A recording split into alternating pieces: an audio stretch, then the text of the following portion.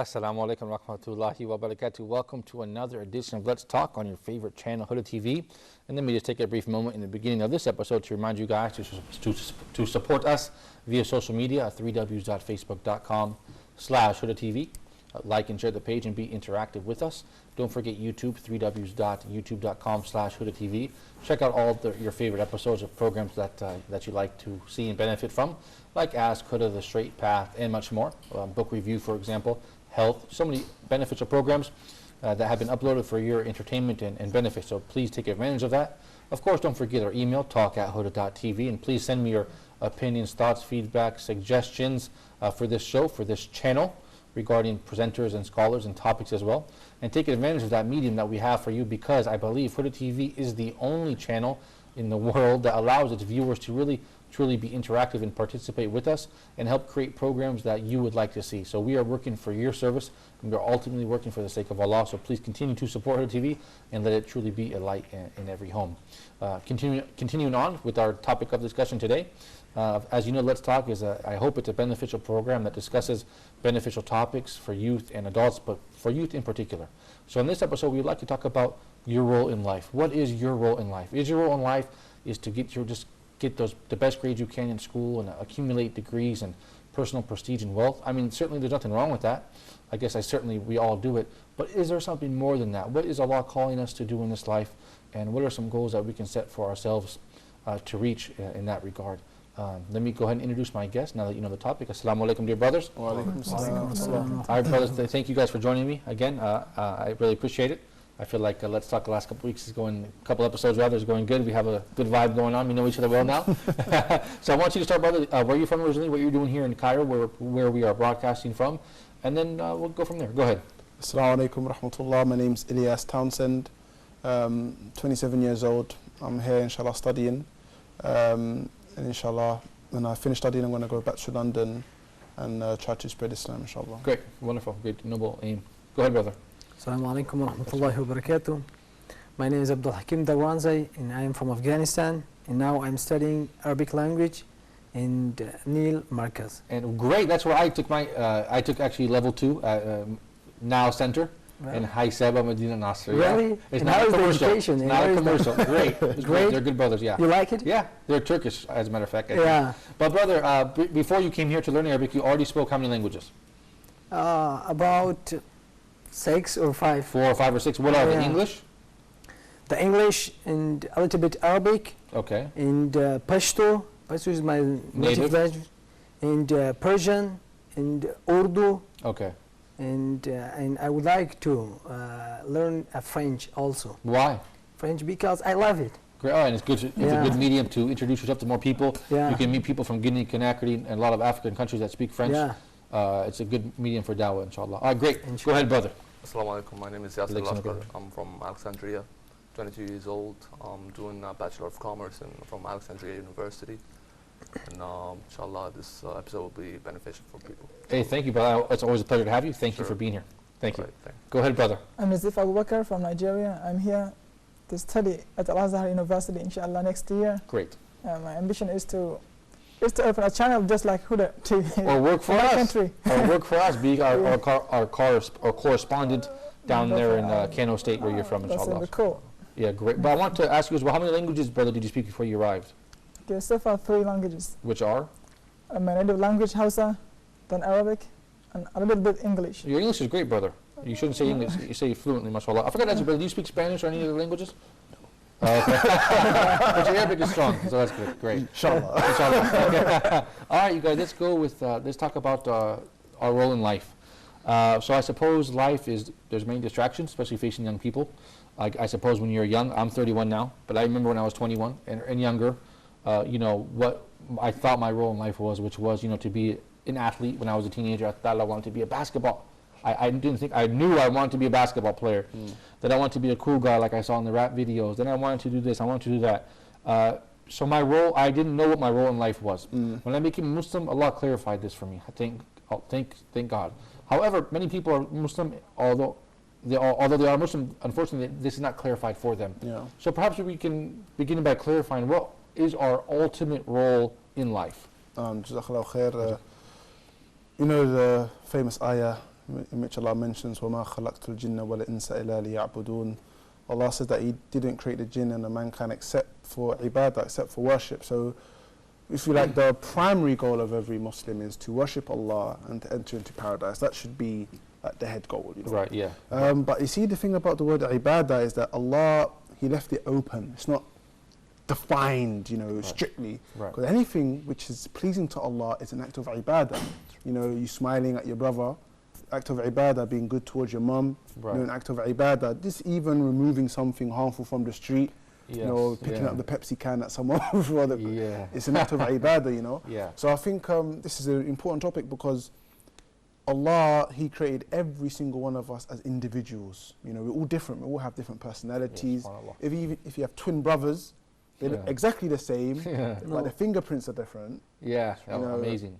And even to some degree, their personalities are going to be different as well. Yes. So all of us, we're all individuals.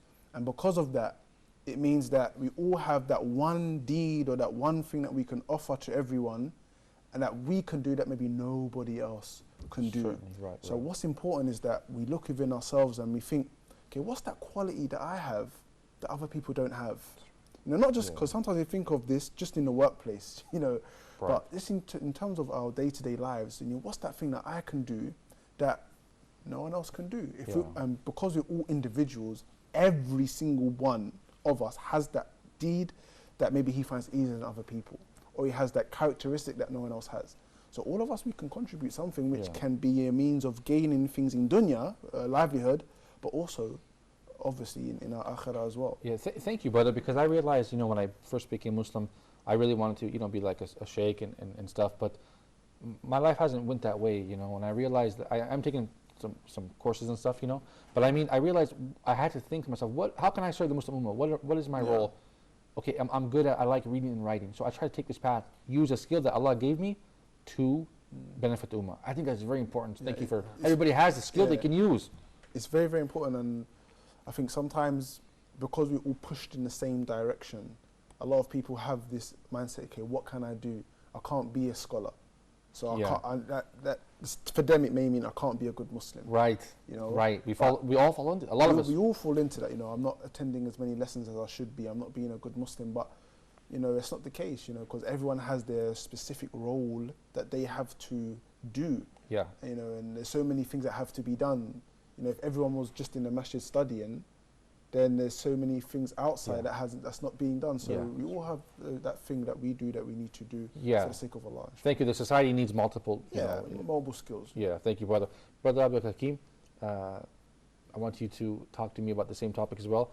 How can we, you know, identify what our skills are, and ultimately what is our role in life as well, and how can we fulfill that role? At the beginning, like my brother Ilyas that mentioned that وَمَا خَلَقْتُ الْجِنَّ وَالْإِنسَ إِلَّا لِيَعْبُدُونَ. I didn't create the human except for ibadah, except for worshipping. What is our goal in this life? Our goal is not that wasting the time and we without ibadah, but the life of Muslim is full of ibadah if he's practicing the Islam, if he's practicing on the sunnah of Rasulullah sallallahu alaihi wasallam. If even, as the Prophet told us, that even you are walking in the road, you must walking at the right side of the road. Look at, if you are practicing this, Allah will give you reward. And what is our huge responsibility? Our huge responsibility is that learning the Quran and teaching them to another. In Hadith come that the best among you is the one who learn Quran and teach it to another. Yes. This is and now it is very easy. Like me, that I liked in the Facebook Huda Tv. In the Huda TV they come the Quran ayah. Yes. Yeah. With English translation. Yeah. Look it is nowadays it is very easy. From the internet we can. There is a lot of Quran is with translation available. We can hear and recite the Quran by this, and this is our responsibility. And the other side, our responsibility is this, that spreading the Islam to the corner of the world. Yeah, of course. Not that we are Muslim, alhamdulillah. That's not enough for us. We must be, that's our responsibility, that's our due, that you must be spread the Islam at the corner of the world. Yeah, of course, right. And that's how it reached your country, which in those days was called Huda, which was far away from the center of the Muslim world. Islam reached your country by people going and opening countries and introducing it to different lands. Yeah. Yeah. I want to mention real quickly before I go to Brother Yasser, I knew an American brother who came here, and he would spend his time teaching English to orphans, for a couple hours like this. So this guy, he wasn't like a scholar or a big shot or anything, just a normal guy, but he had his simple language skills, which is English, right? And he spent a couple hours teaching orphans, Muslim orphans, in this country, Egypt. Benefit the orphans. I mean, he will, inshallah, take a reward. So I think this was great. He knew his role in society, his professional role. Maybe he has a job doing whatever, but his role in society, he knew it was to Allah and the Muslim Ummah, and so he tried to do whatever he had in his little tool bag, which was English, and he gave it to the orphans. So I thought that was really good. That's right. Go ahead, brother. Yes. Actually, you took the words out of my mouth. That's what I was just about to say because I was thinking about it. Matter of fact, anyone can use his profession for Islam's sake. Anyone can use his profession for Islam's sake. Example, let's say, like you said, a teacher, he would do it just for free, but he would do it like being honest with it, like not just teaching English. No, he knows that this okay, he's an orphan. I cannot, do something for the sake of Allah. Yeah. Not everything, not your like your profession. Allah, the goods, all the things that Allah has blessed you with, you have to keep showing it to other people. Give it back to other people. Don't just get solely with it because Allah will take that gift from you. Yeah. It's a gift. It's a gift from Allah. Whatever your profession is, whether you were a doctor or presenter or a scholar or engineer, you have to do something for the sake of Allah and have good intentions. Have good intentions. The intention before doing a job is even much more important than the job itself. Yes. That's it. So before you do it, you have to accept that Allah Almighty is above you. He's watching you. He blessed you with this gift to see what will you do with it. How will you react towards your brothers and sisters in your community? How will it reflect on your behavior? How will it reflect on your surroundings? Yeah, of course. Yeah. That's right. So even a doctor should do something for charity. I knew actually a doctor who once he used to do it all the time. Matter of fact, let's say he will treat 10 patients and then get 2 out of 10 who would he feel that they're not that wealthy, they don't have enough money, they're poor, they're orphan, whatever their reason is, and he would just do it for free. It would be like, okay, man, go. I don't want anything. It's for the sake of Allah. Yeah. And if you have anything, just come back. I'll be here for you. Yeah, that's anytime. wonderful. Yeah, that's so wonderful. that's how Muslims should react. If Muslims reacted this way, we all would be like really fine. Yeah, I can agree with you more, brother. And I want to mention also the brother that was helping those orphans, and like that doctor, he didn't do it because these kids are Americans or Nigerians or Egyptians or whatever. He did it for the love of Allah. He did exactly. That's it, and to benefit the children because they're Muslim youth, and to help them, give them. Don't be so cheap. Don't be a miser. That's right. Help other people. So this you're a part of a community. Right. You're a part of. You're not alone. You're not all by yourself. You're a part of a community, and this ummah is all one.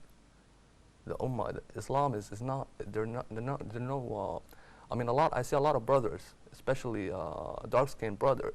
The main reason in America why they become Muslims is because of racism. Right. They find out that, example like Hajj Malcolm X. Yes. Peace be upon him. By the way, he's a great man. He's a great leader, great man. Because one of the reasons he became a Muslim because he was facing racism in his place, and that's what he said to dark-skinned people in America. He said, I found peace in Islam. Yeah. We stand in the same line, a black man next to a white man, next to a poor man, next to a rich man. So that's it. Yeah, great. And I believe when he made Hajj, he saw this interaction between people, yes, so this right. helped him. That's so, may Allah have mercy on him. May Allah bless him. I think he was a great man, a great leader that hasn't really taken his right, actually, in society. Kind of history has practiced his role. He practiced his role as a preacher. And he gathered the Muslim community, especially the Muslim after he turned Muslim. Yeah, right, yeah, so this is important. That's right. Yeah, and we only have a couple minutes before the break, but I want you to introduce yourself and give me a couple of thoughts before this, on this topic, then we'll go to the break. Go ahead, brother. Okay, as we know, unquestionably, Muslim Ummah is going through a difficult situation now. So, if there is a time that everyone is required to play his role commendably well, this is the right time. I'm sure if everyone has played his role as he should, we can minimize the level of dilemma that we are in. Yeah. For example, at school, everyone has his own part to play. At school, we want a Muslim student. Yeah, he's a Muslim, but we want to see that Islam in his action. A Muslim doctor, a Muslim lawyer, whatever job that you do, try to put Islam, try to imply Islam in that job. Yeah, thank We you, can brother. see a large number of Sahaba due to their short lives, but if you take one of them as an example, you can see he's a Ummah himself. Yeah, thank you. We're going to take a short break, and real quickly, Okay. and people come from different places and backgrounds, they bring different things to the Ummah. I believe Salman, the Persian, was the one who bring the idea of digging the trench, because he said the Persians used to do this. It was a trick of the Persians, a technique, Really? and he bring it, and the Prophet ﷺ welcomed that, and it was effective for them. Really? So I think it's important to bring the skills that you have to benefit the Muslim Ummah. You guys at home, stay tuned for more of that talk. We're going to continue talking about your role in life, and I know it's a big topic, so stay tuned for more.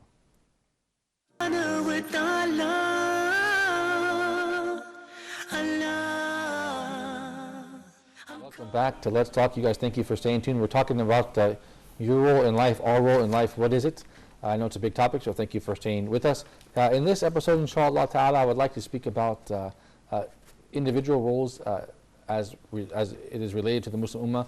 What I mean to say is your role as a student, as an employee, as an employer, as a teacher, as a mother, as a father, as a brother, as a sister, this sort of thing.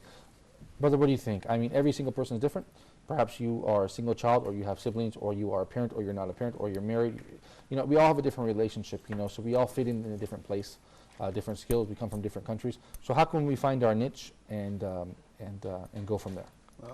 I think it's important, first and foremost, we just correct our intention, you know. Prophet ﷺ mentioned, إِنَّمَا الْأَعْمَالُ بِالنِّيَّاتِ وَإِنَّمَا لِكُلِّ امْرِئٍ مَّا نَوَىٰ. Actions are based upon their intention. The person will be judged for whatever they intended. And with that in mind, you know, I'd like to quote actually Mahatma Gandhi, in which he said that become the change that you want to see. Yeah, it's a great quote. You know, it's an important quote. Like, if there's some kind of change that has to be done and no one's doing it, then you take that upon yourself and you do it yourself, rather than sitting down, oh, we don't have this, we don't have that, this problem, is that problem. You know, if you see the need for it, then do it. Maybe you're the one that actually should change it. And when we look at Islamic history and the great Islamic leaders or the great Islamic thinkers, I mean, this was one of those things that they done. For example, you have Salah ad-Din and Ayyubi, rahimahullah, in which, you know, he saw that one of the great issues that the Muslim had was the issue of, you know, division amongst one another. Right. You know, this person's killing this person, this leader's assassinating this leader, you know, this group of Muslims are fighting this group of Muslims. So one of the most important things he done was to unite Muslims. Yeah. You know, bring them together, and then they can go on and they can regain Quds, and they can, you know, you know, open a lot of the world, etc. So everyone needs to look at the situation in their own community, in their own families. You know, they need to look at the situation in their schools, in their universities. You know, there's a lot of good, there's a lot of opportunities for ajr, there's a lot of opportunities to get reward from Allah. Yes. But we just need to open our eyes and see, okay, I'm good at speaking. Maybe I'm a public speaker.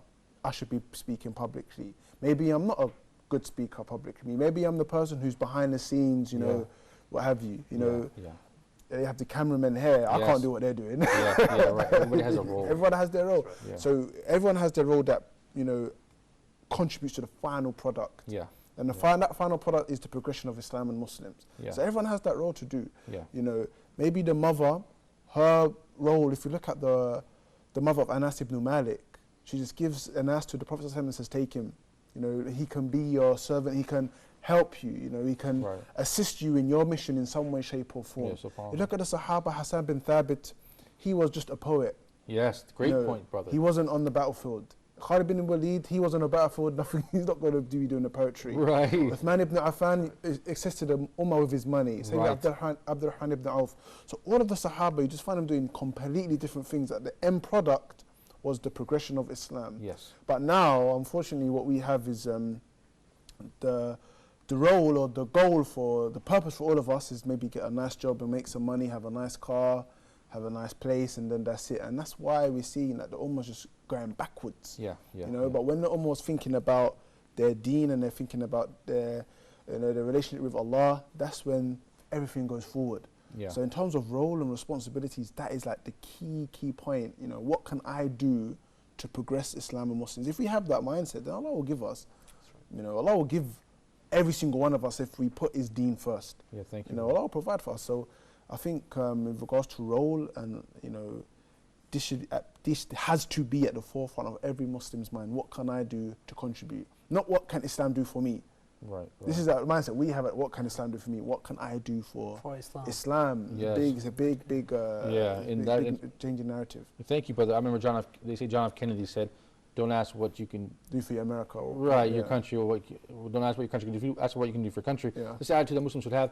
Also, I see a lot of Muslims immigrating to Western countries, and they benefit those societies so much because they are professionals and they have good morals and values, many of them, and they benefit the society. So I wish that they would stay.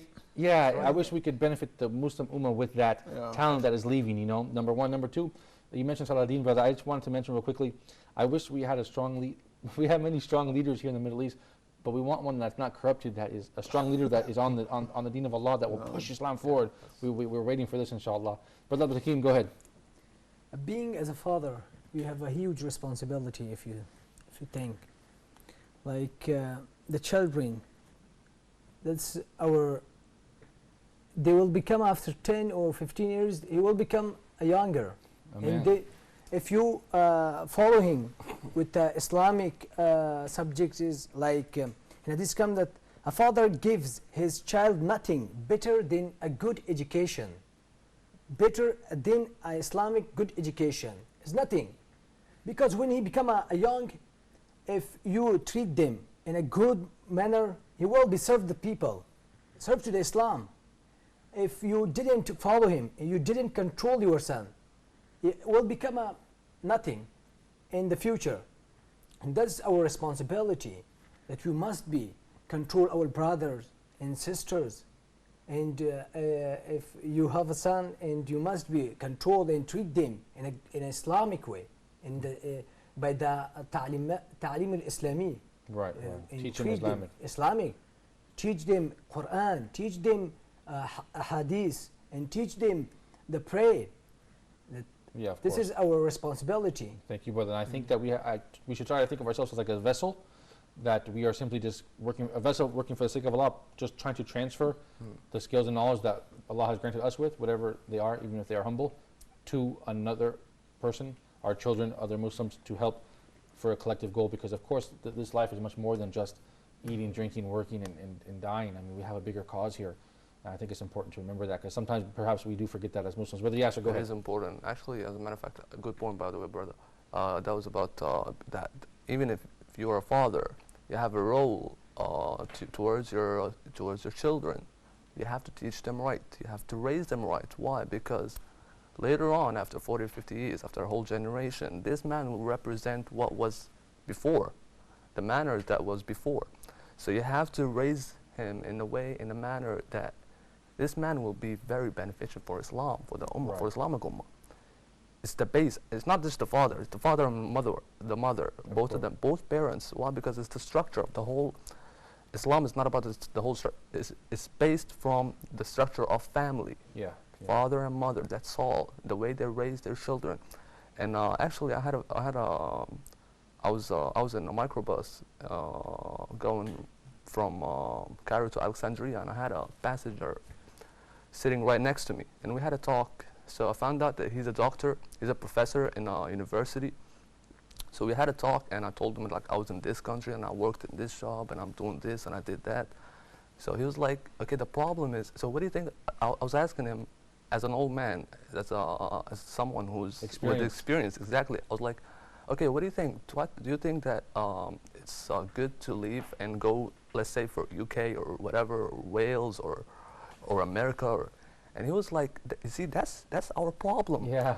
That's our problem. The brain drain. Exactly. We have great experience. We have great people with great knowledge, and then they will go leave Arab country, Muslim country, and then they will waste their whole life benefiting others, while you can just benefit Islam, benefit Muslims. Yeah. So that's a big waste. Brother, when And I actually he convinced me. He had a good impact on me, and I was like, man, you did it. You changed my mind. Like, that's all. I saw a program, you know, I forgot, I think it was an American program called 60 Minutes. Oh. They were in India. Okay, And think of- the government of India, they were saying, we're so frustrated, we have paid for the education of all these doctors, and they just go to America and they serve another country. They call it the brain drain. That's So right. now we go into different countries like America or Europe or whatever, countries that are at war with us, basically, with Muslim lands, Yeah. and we are benefiting them. So That's right. may Allah help us, you know, secure. You see, that's another problem. I'm sorry to interrupt. That's Go ahead. another problem. Why? Because in your country, in your own Muslim country, you won't get really appreciated for your knowledge. Right, See, right. that's the main problem. Yeah, See, right. we have to go back to the root. Yeah, obviously there's a problem, that's why they're leaving. But I That's mean, right. I really hope we should all just make dua, everybody, to let the Muslim lands achieve prosperity and stability and become leaders of the world again, Ameen. and not the opposite, you know, as we are following behind now. Brother Nadif, go ahead. Okay, the suffering of brain drain is not only peculiar to Arab countries alone. Muslim Ummah in general suffering from brain drain. Yeah. Yeah, because we don't appreciate people with some special talents. And also there's another problem. People or a person has something to offer to his community, but due to the feeling of inferior conflicts, conflicts, they say, oh, yes. I have nothing to offer. There are great people out there. Yeah. They will do it on my behalf. No, you are part of the community. Be part of the solution, don't be part of the problem. There was a little story of a guy who, in Nigeria, when you graduate, you have to go to something called nation service. Yes, yes. In Arabic they call If you're from north, you'll be assigned to the south. south. I like this idea, by the way. They call it in Arabic Hizmet al-Watan. Yeah. So while this guy was there serving his nation, some people had a quarrel over money, and he solved the problem by paying that money. And during the night, a woman came to him with her daughter. Said, "Oh, I offer you my daughter, so that she can sleep with you as a reward for what you did yesterday." He said, "Wow, this is against my religion." He said, "Wow, please tell me about your religion." Well, before he came back, many people embraced Islam at his hand. So this is a great example. Everyone, whatever situation you are in, you have a part to play. Yeah, thank you. I certainly Yeah. appreciate it. And I hope that perhaps in the next segment we can talk about how our roles do change, actually, because how do your roles change as a young man, as a teenager, as a young adult that's not married, as an adult, as a professional? Many different aspects to roles that do change over time. I think it's important to address that. And I want to remind the viewers to stay tuned to Huda TV and stay tuned to Let's Talk. And if you're not on our Facebook page, please check it out at 3ws.com/facebook.com/Huda TV and like and share the page, you guys. And you can also check out the Let's Talk Facebook page as well. And please do send me your contact information and your suggestions and thoughts for this program. And remember, each individual program does, in fact, have an individual page for you to contact us at. Don't forget talk@huda.tv as well to send me your thoughts. We've had guests on this program and topics that I got from you guys, so don't forget to do that. Don't forget to check us out on YouTube as well at 3ws.youtube.com/HudaTV. And remember, YouTube there, you can watch the online streaming or check out the uploaded videos for your educational benefit. Stay tuned to Let's Talk in the next segment. We're going to talk about, we've identified your role in life, which is what? Your role in life is to serve the Muslim Ummah. It is for the sake of Allah. And we have identified that you can have religious or secular education and skills and use it in a positive way to serve the Ummah. Considering that and having established that, we want to go to the next segment.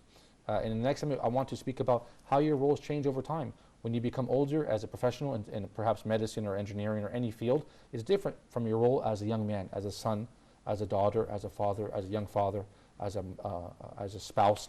So there's many dynamics to this topic in which we will address after we take a short break, inshallah.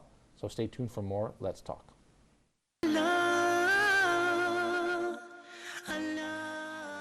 Welcome back to Let's Talk to You guys. I want to talk in this segment about how your role in life changes. My role in life has changed from a teenager with no responsibility, living at home, to a young adult, as a college, university student, to as a graduate, as a single adult, as a married adult, as a father, as a spouse. It definitely has changed over time. So accordingly, my role to the Muslim Ummah has changed because I have a different set of responsibilities and a different set of experience and skills. So let's talk about that as well, brother. How has your role changed over life as being a student of knowledge, as being a father, a spouse, a husband, a son? Go ahead, brother.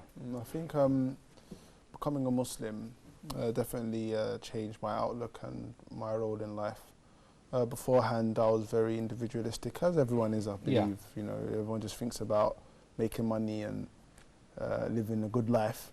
But after I became Muslim, I think my Imam really inspired me to become a bit more community-based. Just teaching me the teachings of Islam, which give us this this goal and this, you know, this ambition as well. So I think my role as a whole after becoming Muslim hasn't changed. It's always geared towards trying to help Muslims in some way, shape or form. Being a father, being a husband, you know, these have their own roles and responsibilities. But I think at the head of everything is just try to benefit Islam and Muslims in some way, shape or form. But obviously you have like roles that come into that. Like we said, as your husband, you have to try and be a good husband, you have to try and be a good dad, you have to try and be a good son. But all of it just comes under the guise of trying to be a good Muslim. So I think that's like that's the goal, to be a good Muslim. And the other roles, they come and they go, but really when we talk about a husband, then you hear about a hadith of the Prophet ﷺ about how he was a good husband. If you think about how to be a father and what have you, have so many examples from Islam. So really, I believe that the goal is just to try to be a good Muslim. But in saying that, it's so vast, so vast. So I believe that if we just try to push ourselves to be the best Muslims that we can be, then all of these other roles, I have to be a good father, I have to be a good son, I have to be a good husband, I have to be a good wife, all of it's all covered anyway. Just be a good Muslim and inshallah everything will fall into place. It falls underneath that kind of a subtitle. Also, I want to mention briefly, brother, if I can comment on that. Having 2 kids now, when I look at those kids, I realize what Allah has put a great trust on me. So am I going to leave kids on this earth that are righteous, that benefit the Muslim Ummah or not? Inshallah, yes. But the idea is now you have a lot of investment in your time and money and effort to make, because Allah has given you this. It's like a sacred trust He has given you.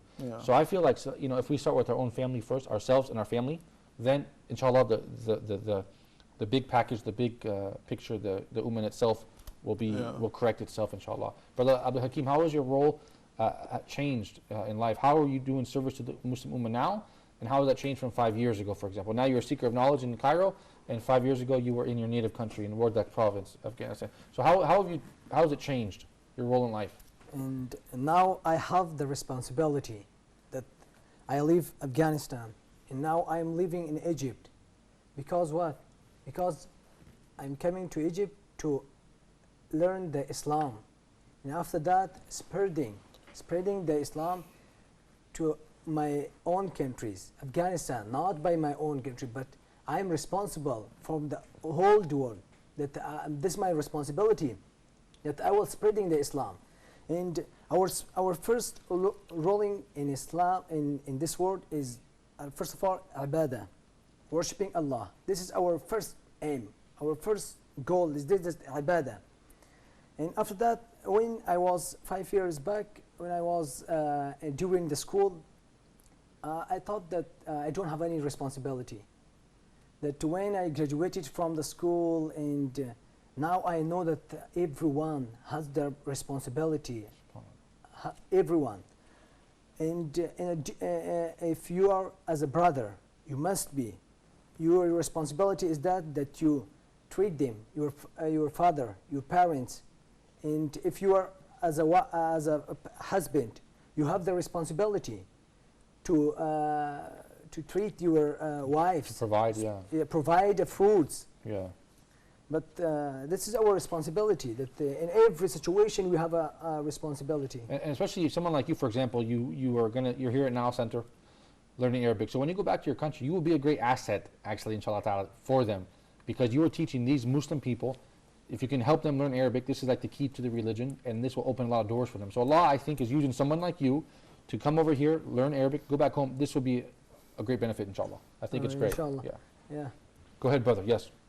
Well, first of all, I think that to the base of anyone can just start from learning the true Islam, the true religion of Islam, because you cannot be like, okay, I'm a doctor, I'll benefit other people. You'll think you'll be like, okay, what am I getting out of this? Right. I'm getting nothing. So why would I bother myself? I don't even know the guy. Right. You see, Yeah. that's what most people will be like. But when you go back to the base, which is Islamic teaching, you will have a strong reason to motivate you, because you want to get the final reward from Allah, because that's your religion. That's what Islam is teaching you. So whatever your role, whether it was a father or a son or a doctor, you have to keep faith in Islam before your job or salary or waiting, expecting the money to come at the end of the month. You have to be like more beneficial for your brothers. Yeah. And be yeah. honest. That's right. Yeah. Becoming like honesty. That's all these stuff are just under Islam. Right. Right. So Islam is the head of everything. If you started from Islam, that will actually make you even more on every level, not just. Better, right. But what about the intention? Because I do see a lot of great. I see a lot of non-Muslims doing many great things.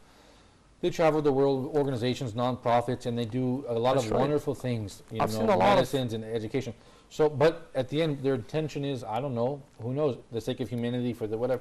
So, what if you don't? What if you do all these good deeds, but you don't have the right intention? Then what's your intention? It doesn't count actually. You got to have a good intention, a pure intention. Matter of fact, in Kuwait, when I was in Kuwait, there are a lot of charities, charity foundations there, in all Gulf countries, especially Saudi and Kuwait actually. So what they do is example of the charity, the type of charity they're doing is getting the medical machines from many hospitals, buying it after the second hand is used, but they're cleaning it and then preparing it. Oh, and great. it's like, brand new, and then shifting it to maybe Somalia, Great. Bangladesh, Allah. India, and I've even I was like observing the whole thing, saying like, okay, put this one in this container, and I've seen Really? I was in this business Yeah. for a while, Oh, because mashallah. actually that's what my father does. So Oh, great. so he was trying to teach me this, but I was not into it because I was more into translation and English. And even after I learned that, the first job ever I did in translation was just for the sake of Allah. I mean, it's not like I'm bragging about it, but I'm just like, it's Yeah. maybe setting an example. Yeah. Yeah. You have to, exactly. I'm not expecting any money out of it. Yeah. I just translated a whole book just to benefit other people, because I saw a lot of wrong ideas. So you have to change them any way you can. Right. Right. And by doing something positive like this, you benefit yourself because you benefit your heart, right? It raises your right. iman, doesn't it? That's right. But the thing is, you might think that your role might change, but that's all right. Priorities, they do Yes. vary. They Yeah. do vary depending on your age, maybe, your situation, where you are, how you are. I mean, Yeah. okay, Changes, yeah. but it's always based on Islamic studies. You have to keep Yeah. that first Yeah. Thank you, for brother. anything. Wonderful point. Thank you, brother. Go ahead, brother. Brother Nadif Abu Bakr. Continue, inshallah. Okay, I'm deeply indebted to humanity at large because I spent a large portion of my life aimlessly. So I don't have any role to write home about. But now, inshallah, I'm planning, inshallah, to pay back what I did. That's why, bi'idhnillah, in the next 20 years, I want to have impact on life in general, Yeah. Yeah. life, humanity. But what is the drive in your heart, that makes you want to have this? I mean, a lot of people, they don't have this intention. So what has pushed you in this direction? Why do you feel now the need to give back? Why? Okay, because as I told you, I spent a good deal portion of my life aimlessly, but now I was reminded of my responsibilities, mashallah. people that I engage with, that surrounded me a couple of years ago, changed my life. They became a cornerstone of my life. Yeah. So now they reminded me, and they still keep reminding me of my responsibility. That's why I'm here in this country, to learn my religion and to learn whatever comes into my hand. Yeah, thank you. I feel like you in this regard. Yeah, and to go back to play my role, inshallah. To benefit your country. Vital, yeah. Yeah, thank you. Sure. I want to go back. We have about 10 more minutes, I think. I want to go back and ask you, brother, briefly. If we read the Seerah of the Prophet ﷺ, we do see that he addressed people according to their capacity, and he put people in their roles according to what they can do. Maybe you can perhaps, I know you spoke about that a little bit, but you can perhaps speak about that a little bit more. I know for when the kuffar were making poetry against him, Hassan ibn Thabit worked as in this way, like a war, using his skill as a poet. You mentioned Uthman. Can you maybe perhaps share some other things as well? Events where the Prophet ﷺ, he arranged people, or he gave people orders according to their background and skill. He gave people their roles according to what they could do. No, there's so many examples of sometimes just Bedouin Arabs going to the Prophet ﷺ and basically asking them, what should I do to attain paradise? Yes. And he would just give them very simple advice because they couldn't handle anything more. Right. Some of them it was just, you become Muslim and you pray and you fast. Yes. Some of them, when Mani asked the Prophet ﷺ, give me some advice that I can ask you, and I don't have to ask anyone else apart. And I don't know if I asked him after this, he said, قُلْ آمَنْتُ بِاللَّهِ فَاسْتَقِمْ, and some other narrations, ثُمَّ اسْتَقِمْ, just say I believe in Allah and just remain steadfast. Nothing else whatsoever, Yeah. So there's other examples, when the Prophet ﷺ, this is when he's about to leave Makkah. It shows the planning of the Prophet ﷺ. He's about to leave Makkah to go to Medina, and all of the non-Muslims at that time, they said, we can't kill him because he's got a big tribe, so we have to get strong men from many tribes, and we'll stab him at the same time. Right. And so after that, his tribe, they can't fight back, so they have to accept the blood money. Yeah, right. And at that point, the Prophet ﷺ, he gets Ali bin Abi Talib to lie in his bed and hide, and pretend he's the Prophet ﷺ, because Ali couldn't do that. Because he was courageous and brave. He's courageous, he's brave, he couldn't do that. Yeah. And then as he's going out, he gets like a guide to take them on a route to Medina that no one else would know. Yes, so this guide, he has that role as well. And as he's hiding, he has Asma bin Abu Bakr to bring the food to the Prophet ﷺ. And then he gets the son of Abu Bakr to hide the tracks and go back to Mecca to listen to what the people are saying. Yes. So it's just giving everyone a role according to their capacity. Their role to play, and something that they can actually do. So when we look at the life of the Prophet, it just goes to show how much planning and how much role giving he gave to people. And Hassan bin Thabit is an amazing one because when it came to fighting, for example, in the battle of the Khandaq, in the battle of the ditch, which you mentioned earlier on, he was with the women. He was with the women until the auntie of the Prophet says, there's a soldier there, go and kill him. And Hassan says, oh, really? I'll just do poetry. And then she goes and she goes and takes care of him. So, everyone has that role to play, and the Prophet knew everyone that they could do. For another example, when the Prophet is when he's giving da'wah, and you had the Hajj season, and everyone would come, and they would, all of the tribes would come to Makkah to buy, and they would sell. And so there was a point when the Prophet, he wouldn't talk. He wouldn't speak to people about Islam. He sent Abu Bakr to do it, because Abu Bakr had more knowledge of the tribes and their genealogy and where they're from and all of these things. The Prophet, he didn't do that. He was just quiet. And Abu Bakr would speak on his behalf. And you say, you have a plethora of examples. Yeah, sure. But the whole point is that the Prophet knew the people and he dealt with them according to their strengths. And our responsibility is knowing our strengths. Certainly. And then doing what we need to do to benefit Islam in that way. So sometimes we had a famous example in UK recently, or in London. There was like a big push for education. Everyone has to learn, everyone has to go to college, university, and it's a noble aim, but it's not for everyone. Right, because people have different skills. Everyone has different skills. So some of the brothers, they were a bit disheartened because they were not people that can go and study in a book for how many hours a day and then learn. And it's not that. Maybe they can sell stuff on the marketplace and be really honest with people, and that's going to make Islam seem good. Yeah, certainly. So it was a bit of a disappointment because people are like, well, no, I'm not really academically inclined. Right, we have to identify their method of learning. Yeah. So I think that's very, very important. We understand our skills and use it. Hey, thank you for sharing those and those wonderful stories. I love those. And I know I would even speak more about this at length, but unfortunately the episode is over. So I look forward to seeing you guys in the next episode, inshallah. And I hope this episode was beneficial for the viewers at home. You guys stay tuned to Huda TV and stay tuned to Let's Talk. Continue to support Huda TV. And you guys don't forget to send me your feedback via our Facebook page, whether the channel's Facebook page or the individual Facebook page for this program, or at talk@huda.tv, or leave your comments there on the YouTube as well. So until next time, inshallah, I leave you in the care of Allah. Assalamu alaikum wa rahmatullahi wa barakatuh.